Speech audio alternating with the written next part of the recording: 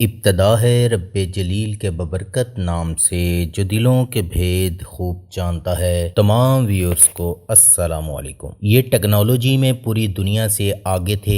Heidelberg دنیا میں brand تھا۔ ان کی یونیورسٹیاں آئنسٹائن، سگمنڈ فرائڈ اور نیچے جیسے لوگ پیدا کر رہی تھی۔ ان کے رائٹر نوبل پرائز جیت رہے تھے۔ جب لوگ ایجوکیشن کی ای کو بھی انڈرسٹینڈ نہیں کرتے تھے، انہوں نے دنیا کو homeopathic, aspirin, contact lens, printing press, X ray, diesel engine, jet engine, fridge, television, electron microscope, air bag دیا۔ یہ 19ویں صدی میں Mercedes, Ford, B M W, Porsche اور اوڈی جیسی کمپنیاں کھڑی کر چکے تھے۔ یہ 3 دن میں پورا ہوائی جہاز بنا دیتے تھے۔ یہ خودداری میں بھی پوری دنیا سے آگے تھے۔ کوئی شخص جرمن ہو اور وہ بھیک مانگ لے، یہ ممکن ہی نہیں تھا۔ ملک میں 3 سیاسی جماعتیں تھیں اور تینوں کے اپنے کالجز تھے اور ان کے لیڈر اس وقت تک کونسلر نہیں بن سکتے تھے جب تک وہ ان کالجز سے ڈگری نہ لے لیتے۔ اتنی جینیس اور ٹیکنیکل قوم، پھر ایک سائیکوپاتھ فوجی کے ہتھے چڑھ گئی۔ اس نے نہ صرف جرمن بلکہ پوری دنیا کی مت مار دی، 8 کروڑ لوگوں کی جان بھی لے لی۔ ملک 2 حصوں میں بٹ گیا اور جنگ کے 10 سال بعد تک خواتین کو شادی کے لیے مرد نہیں ملتے تھے۔ جرمن قوم جس شخص کے لیے 1944 تک تن من دھن قربان کر رہی تھی، جس کے حکم پر دوزخ میں بھی چھلانگ لگانے کے لیے تیار رہتی، 1945 میں وہی شخص پوری قوم کے لیے گالی بن گیا۔ آج یہ لوگ اپنے کسی بچے کا نام تک اس کے نام پر نہیں رکھتے۔ اس کا نام سن کر سب کا رنگ بھی سرخ ہو جاتا ہے اور ان دونوں رویوں میں صرف 2 سال کا فاصلہ ہے۔ یہ انقلاب حیران کر دیتا ہے۔ آج جرمن دنیا کے کسی بھی کونے میں چلے جائیں، ان سے صرف ایک ہی سوال پوچھا جاتا ہے، اگر واقعی آپ اتنے سیانے تھے، یہ جھک کیسے مار دی؟ ایک فوجی آمر کے پیچھے لگ گئے۔ یہ میں آپ کو آگے چل کر بتاؤں گا۔ اسپائڈر ٹی وی پر نئے آنے والوں کو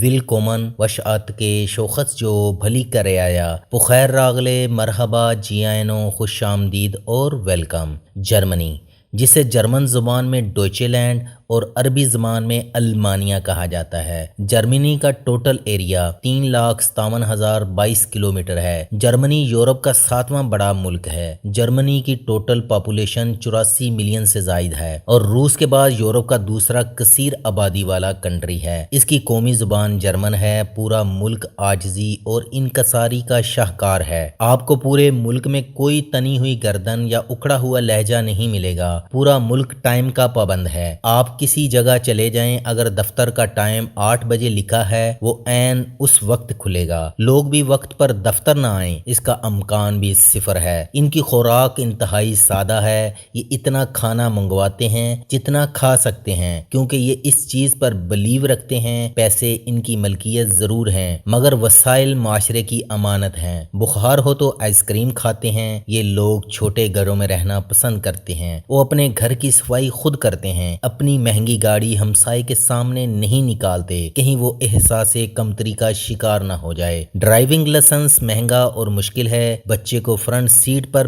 بٹھانے پر جرمانہ ہو جاتا ہے۔ آپ کو ٹریفک کا شور سنائی نہیں دے گا۔ تعمیر کے دوران بھی آوازیں نہیں آتی۔ ٹرین میں نہ کوئی ٹکٹ چیکر ہے، نہ ہی کوئی بیریئر، لیکن کوئی بغیر ٹکٹ سفر کرے، ایسا سوچنا بھی ممکن نہیں۔ ٹرین یا بس لیٹ ہو جائے، یہ بھی پاسیبل نہیں ہے۔ سولر کی بجلی حکومت مہنگی خریدتی ہے، رات کو سستی واپس کر دیتی ہے۔ یہاں 1000 افراد میں سے 710 افراد سائیکل پر آفیسز آتے ہیں۔ یہاں 3 گھنٹے کی رات اور 21 گھنٹے کا دن ہے، یعنی نماز فجر صبح 2:34 پر، جبکہ عشاء رات 11:28 پر ہوتی ہے۔ یہ لوگ اپنی پرائیویسی کو بہت اہمیت دیتے ہیں۔ یہاں سیلفی لینا معیوب سمجھا جاتا ہے۔ جگہ جگہ کیمرے پر کراس کے نشانات لگے نظر آتے ہیں۔ سوشل میڈیا کی بجائے بکس اور نیوز پیپر پڑھنا پسند کرتے ہیں۔ تعلیمی نظام حیران کن بھی ہے اور دلچسپ بھی۔ ایجوکیشن فری ہے یا آلموسٹ فری ہے۔ بچے کو پہلے دن شولٹٹح دی جاتی ہے تاکہ بچے کو لگے اگلے 13 سال کی تعلیم اس طرح خوشیوں بھری ہوگی۔ اسکول ٹائمنگ سے لے کر سبجیکٹ تک بچہ اپنی مرضی سے سلیکٹ کر سکتا ہے۔ 9th کلاس سے ہی ٹریڈنگ سے لے کر کنسٹرکشن تک سکلز سکھائی جاتی ہیں۔ میٹرک کرتے ہی 1 سال کی بریک لیتے ہیں۔ دنیا بھر گھومتے ہیں، پھر پڑھائی شروع کرتے ہیں۔ یونیورسٹی میں 6 مہینے پڑھتے ہیں اور 6 مہینے ویکیشن پر چلے جاتے ہیں۔ پڑھائی کے ساتھ کمپنیاں پارٹ ٹائم جاب بھی آفر کرتی ہیں۔ یہ بزنس فرینڈلی بھی ہیں، کوئی کاروبار بند نہیں ہونے دیتے۔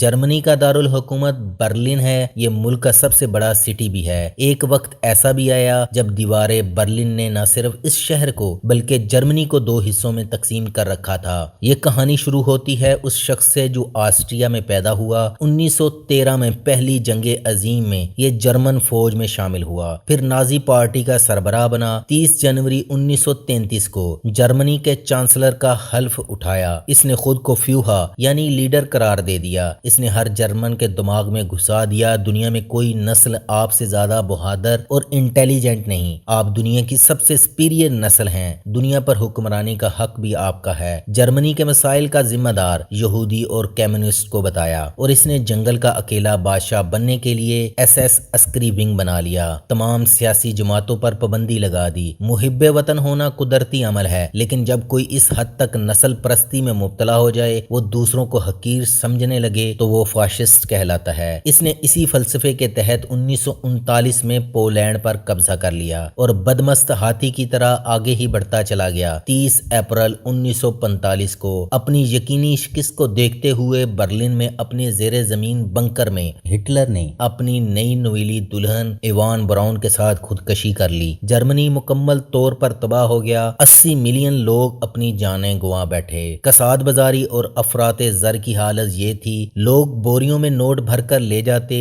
اور بڑی مشکل سے 1 کلو پیاز ملتے۔ جرمنی کا ہر دوسرا مرد قبرستان میں اور پہلا زخمی تھا۔ لڑکیاں زیادہ تھیں اور مرد کم۔ جرمنی کو اتحادیوں نے آپس میں تقسیم کر لیا، مشرقی جرمنی پر سوویت یونین، جبکہ مغربی جرمنی امریکہ، برطانیہ اور فرانس کے قبضے میں آیا۔ مشرقی جرمنی کا کیپٹل مشرقی برلن تھا۔ سوویت یونین کا کنٹرول ہونے کی وجہ سے یہاں پر اشتراکی نظام نافذ تھا، جس کی وجہ سے مشرقی جرمنی سے 20% لوگ مغربی جرمنی کی طرف ہجرت کر گئے۔ ایسٹرن جرمنی نے برین ڈرین روکنے کے لیے اگست 1961 میں انتہائی رازداری سے دیواریں برلن کھڑی کر دی۔ دوسری جانب مغربی جرمنی نے اینالائز کیا ہم کتنے سمجھدار تھے، لیکن ایک نیم پاگل فوجی نے ہمارے گلے میں یہ ڈھول کیسے باندھ دیا۔ انہوں نے سب سے پہلا کام یہ کیا، فوجی وردی کو نفرت کی علامت بنا دیا گیا۔ فوجی بیرکوں کو یونیورسٹی کالجوں میں تبدیل کر دیا۔ مغربی جرمنی نے اپنا دارالحکومت بون شہر کو منتخب کیا۔ ملک کو دوبارہ تعمیر کرنے کے لیے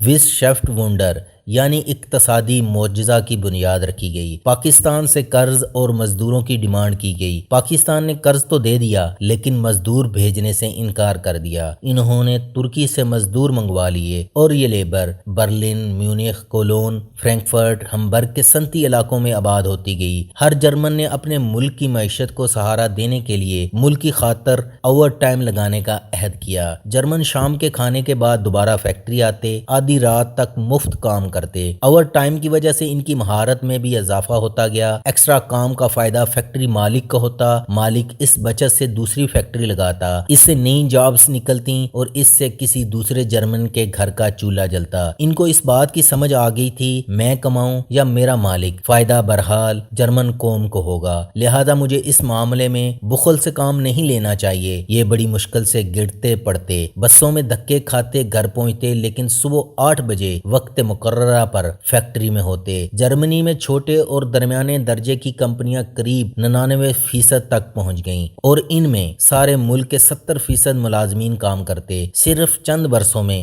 بوش، سیمنز، کرونز، ویبسٹو اور وائنگ جیسی کمپنیاں کھڑی ہو گئیں۔ ان کمپنیوں کو ہڈن چیمپئن بھی کہا جاتا ہے۔ اس سے مغربی جرمنی نہ صرف اپنے قدموں پر کھڑا ہوتا گیا بلکہ یہ ترقی کی دوڑ میں سرپٹ بھاگتے ملکوں کی فہرست میں بھی شامل ہوتا گیا۔ 1987 میں امریکی صدر رونالڈ ریگن نے گورباچوف کو دیوار برلن کے ساتھ کھڑے ہو کر کہا، دیوار برلن کو توڑ دو۔ نومبر 1989 میں مشرقی جرمنی نے دیوار برلن پر کچھ نرمی کا اعلان کیا، لیکن عوام کسی کے کنٹرول میں نہیں رہی اور 9 نومبر 1989 کو عوام نے دیوار برلن گرا دی۔ مشرقی جرمنی کے لوگ جب مغربی جرمنی میں پہنچے تو ان کی ترقی دیکھ کر دھنگ رہ گئے۔ مشرقی جرمنی میں فروری 1990 میں میں پہلی مرتبہ فری اینڈ فیئر الیکشن ہوئے اور وہ پارٹی جیت گئی جو مشرقی اور مغربی جرمنی کو اکٹھا کرنا چاہتے تھے، اور فائنلی 3 اکتوبر 1990 میں مشرقی اور مغربی جرمنی دوبارہ سے متحدہ جرمنی بن گئے اور یہیں سے یورپی یونین کے بننے کی راہ ہموار ہوئی۔ برلن ایک بار پھر پورے جرمنی کا دارالحکومت بن گیا۔ مغربی جرمنی کے لوگوں نے مشرقی جرمنی میں بھی اسمال انڈسٹری لگائی، جائیدادیں خریدی، بزنس سٹارٹ کیے، جس سے وہ لوگ بھی مالدار ہوتے گئے۔ یہی نہیں، ابھی اور سنیے، جرمنی ایک فلاحی ریاست ہے۔ اگر آپ کے بچے ہیں تو آپ کو فی بچہ 250 یورو ملتے ہیں۔ یہ بچوں کا بہت خیال رکھتے ہیں۔ ایک افغانی خاندان نے سیاسی پناہ کی درخواست دی۔ ان کا ایک بچہ اسپیشل چائلڈ تھا۔ جرمن قانون کے مطابق ان کے پاس 3 آپشن تھے۔ پہلا، اسے سینٹر میں بھیج دیں، دوسرا اس کے لیے نرس کا انتظام کیا جائے، تیسرا یہ کہ اگر بچے کی ماں یہ ڈیوٹی دینے کو تیار ہو تو نرس کو دی جانے والی تنخواہ وہ خود وصول کر لے۔ افغانی خاندان ہکا بکا رہ گیا کہ یہ جرمن بھی کیسے سادہ لوگ ہیں، ایک ماں کو اس کا بچہ سنبھالنے کی تنخواہ دینا چاہتے ہیں، اور آخر انہیں خرچہ ملنے لگا۔ وہ رقم اپنے بچے پر خرچ کرنے کی بجائے اسے افغانستان بھجوانے لگے۔ محکمے والے فلیٹ کا چکر لگاتے، بچے کے کپڑے، بستر اور صفائی کا جائزہ لیتے۔ ایک بار انہوں نے نوٹ کیا بچے کے ناخن بڑھ گئے ہیں۔ انہوں نے ماں کو سمجھایا کہ بچے کے اعضاء تو نہیں کام کرتے، مگر وہ گرمی، سردی، خوشی، غم کو محسوس کر سکتا ہے، اس لیے فوری ناخن تراشے جائیں۔ 3 دن بعد خاتون افیسر پھر اچانک آ گئی۔ بچے کی ماں ابھی تک نیل کٹر نہیں خرید سکی تھی۔ اگلے روز وہ خاتون افسر پھر آئی اور ناخن کو نہ کاٹے دیکھ کر فوری طور پر بچے کو نگہداشت سینٹر منتقل کرنے کا حکم جاری کر دیا۔ بچے کی ماں بولی، مجھ سے زیادہ اس کا ہمدرد کون ہو سکتا ہے؟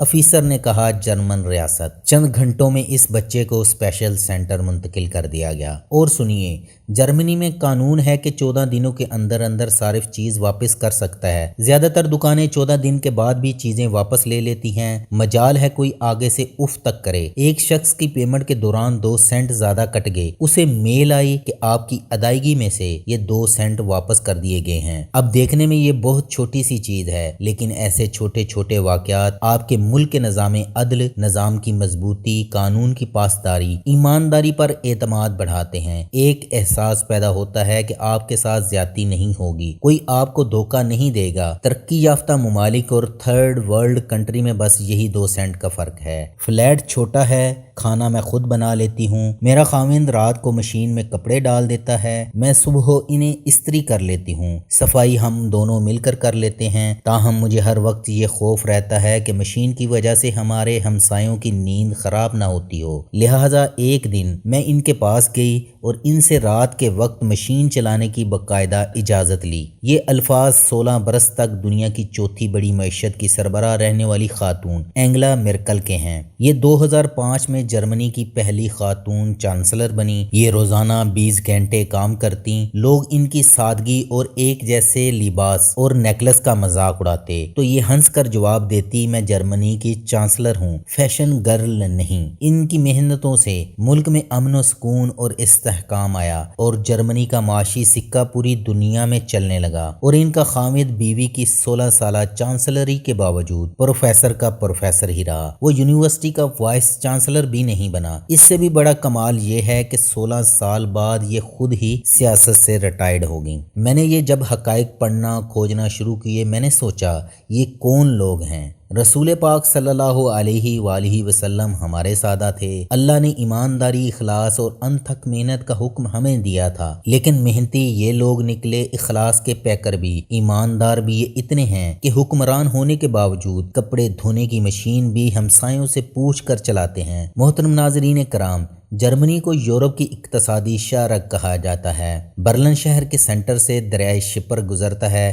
آج برلن کئی یونیورسٹیوں کا گھر ہے۔ برلن 3 یونیسکو عالمی ثقافتی ورثہ مقامات کا بھی گھر ہے۔ دیگر اس کے اہم مقامات میں برینڈنبورگ گیٹ، وفاقی پارلیمانی عمارت اور 368 میٹر بلند ٹی وی ٹاور اور دیوار برلن کی یادگار اور شلوٹنبرگ کیسل مشہور ہیں۔ ہمبرگ جرمنی کا دوسرا سب سے بڑا بندرگاہ والا سٹی ہے۔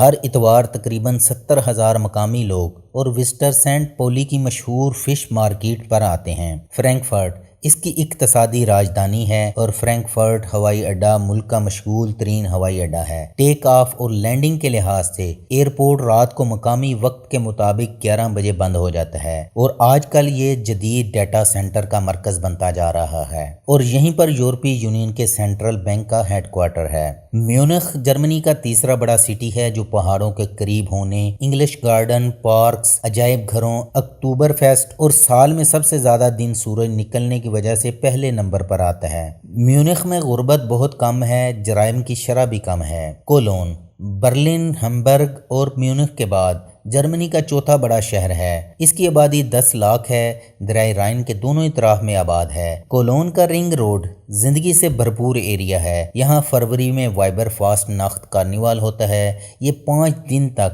جوش و خروش سے منایا جاتا ہے۔ دوستو، جرمنی میں جانے کا سب سے آسان ترین طریقہ ایجوکیشن ویزا ہے۔ جرمنی میں مفت تعلیم ہے یا آلموسٹ فری ہے۔ دوسرا طریقہ ہے جاب سیکر ویزا۔ آپ دیکھیں کہ کون سی نوکریاں جرمنی میں دستیاب ہیں، آپ وہاں اپلائی کریں، پھر بعد میں آپ اس ویزا کو تبدیل بھی کروا سکتے ہیں۔ تیسرا طریقہ ہے ڈیجیٹل نومیڈ ویزا۔ آپ 12 سال سے 1300 یورو کما رہے ہیں، کل اثاثوں کی مالیت 1,94,000 یورو ہے تو آپ یہ ویزا حاصل کر سکتے ہیں۔ اور کچھ لوگ ٹریول ہسٹری کے ذریعے بھی وہاں پہنچ جاتے ہیں۔ وہ اپنی کمپنی رجسٹر کرتے ہیں، کینیا، ایتھوپیا، ملیشیا، دبئی اور ترکی جیسے چھوٹے چھوٹے ملکوں میں جا کر ٹریول ہسٹری بناتے ہیں اور پھر کسی یورپی ایمبیسی میں ویزا اپلائی کرتے ہیں اور ویزا مل جاتا ہے۔ اور اگر ایک مرتبہ آپ کا شنجن ویزا لگ جائے تو ویزا پھر بعد میں لگتا رہتا ہے۔ جرمنی میں آپ بیوی بچوں کے ساتھ ساتھ اپنے والدین کو بھی بلا سکتے ہیں۔ آپ تعلیم حاصل کرنے جا رہے ہیں یا نوکری، سب سے پہلے آپ کو رہائش تلاش کرنا ہے۔ کساد بازاری کی وجہ سے یہاں مکانات کا بہت بحران ہے۔ جرمنی روایتی طور پر ایک کرایہ داروں کی قوم ہے۔ یہاں گھروں کا کرایہ 11 سے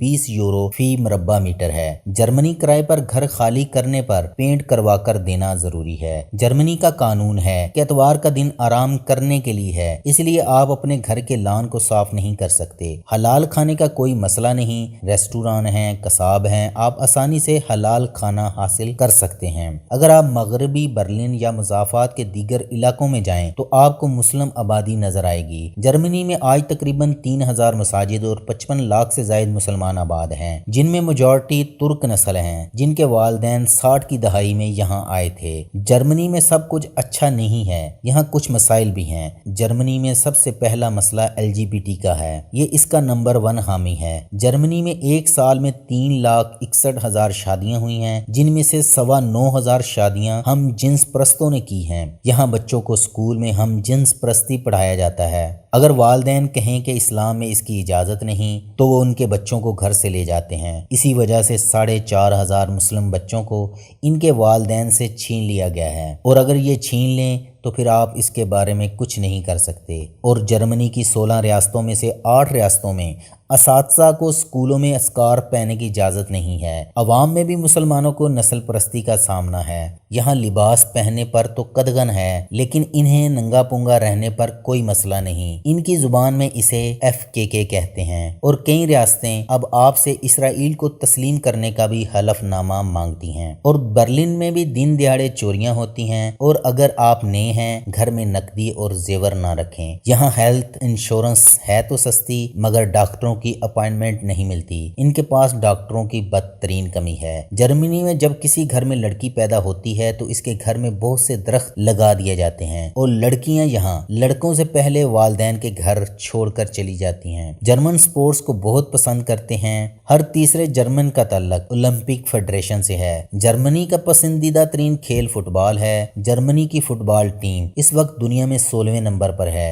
اور مسیحیت کے دوسرے سب سے بڑے فرقے پروٹسٹنٹ کی ابتدا بھی جرمنی سے ہی ہوئی تھی۔ مارٹن لوتھر وہ پہلا شخص تھا جس نے کیتھولک کلیسا کو شیطان کا قلعہ اور پوپ کو اینٹی کرائسٹ یعنی دجال قرار دیا تھا۔ اسی نے بائبل کا جرمن زبان میں ترجمہ کیا تھا۔ کراچی صدر میں میری ایڈلیڈ لیپروسی سینٹر قائم کرنے والی ڈاکٹر روتھ کیتھرینا مارتھا فاؤ کا تعلق بھی جرمنی سے تھا۔ جرمنی معیشت کے لحاظ سے یورپ کا سب سے مضبوط، جبکہ چین، امریکہ، انڈیا اور جاپان کے بعد اس وقت دنیا کا 5واں بڑا معاشی ملک ہے۔ یہ یورپی یونین کا تاسیسی رکن اور سب سے زیادہ آبادی والا کنٹری ہے۔ جرمنی کا شمار گاڑیاں بنانے والے چوٹی کے ممالک میں ہوتا ہے۔ جرمنی صرف چین کو 100 بلین یورو کے سامان کی ایکسپورٹ کرتا ہے، لیکن اب جرمن کار ساز ادارے چین کی ہائی ٹیک اور مناسب قیمت والی الیکٹرک گاڑیوں کے سامنے بے بس نظر آ رہے ہیں۔ اب جرمن کار ساز کمپنیاں نئے بزنس آئیڈیاز یعنی CDR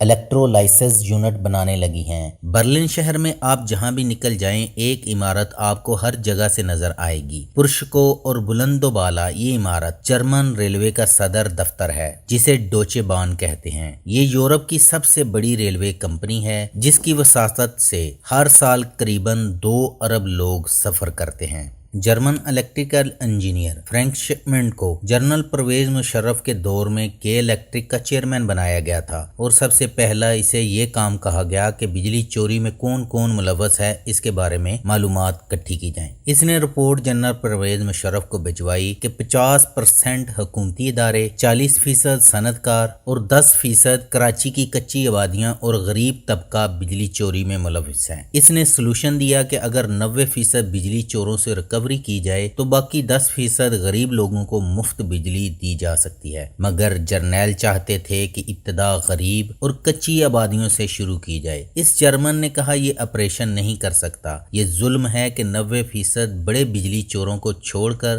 10% غریب اور بنیادی سہولتوں سے محروم عوام کے خلاف کارروائی کی جائے۔ اگلے روز اس نے کراچی شیرٹن ہوٹل کے اپنے کمرے سے سامان باندھا اور کراچی کو خیرباد کہہ کر واپس جرمنی چلا آیا۔ اپنے استعفیٰ میں اس نے لکھا تھا، ظلم حکومتی ادارے اور صنعت کار کر رہے ہیں، رگڑا غریب عوام کو دیا جا رہا ہے۔ یہ ملک اس طرح نہیں چل سکتا۔ ہمارا المیہ یہ ہے کہ ہم جرمنی کی طرح ترقی تو کرنا چاہتے ہیں، مگر جرمنوں کی طرح کام نہیں کرنا چاہتے۔ اگر ہم صنعتی ترقی کا راز جاننا چاہتے ہیں تو جرمن قوم کی شاگردی ہمیں اختیار کرنی پڑے گی۔ دیوار برلن کے گرنے اور جرمنی کے دوبارہ اتحاد نے یہ ثابت کر دیا ہے کہ اگر کوئی قوم محنت، ایمانداری، لگن، دیانتداری اور بنیادی انسانی حقوق کا احترام کرتے ہوئے اپنے درمیان پائی جانے والی دیوار، فاصلے اور غلط فہمیوں کو مٹانا چاہے تو وہ یہ کر سکتی ہے۔ یہ تھی آج کی ویڈیو کو لائک اور شیئر کریں۔